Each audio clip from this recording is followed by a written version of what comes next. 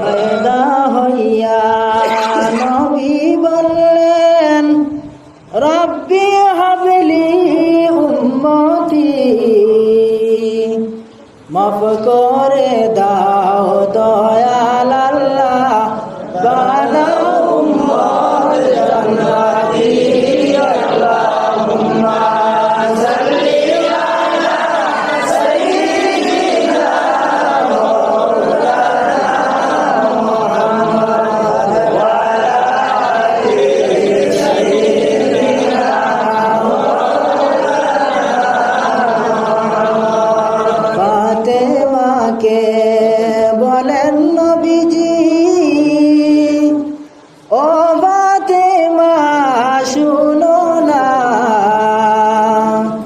3 দিন যাবত বাবার ঘরে চুলায় আগুন জ্বলে না। আল্লাহুম্মা সাল্লি আলা সাইয়্যিদিনা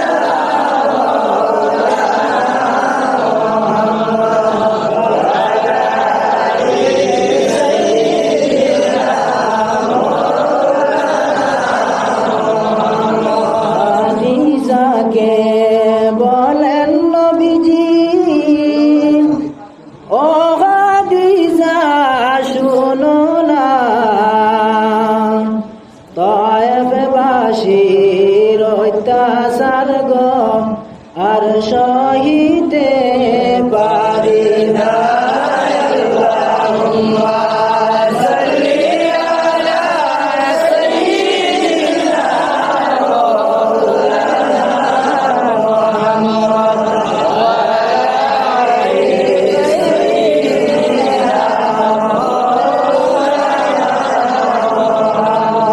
নামাজ পড়ো, রোজা রাখো, যাইতে হবে কবরে,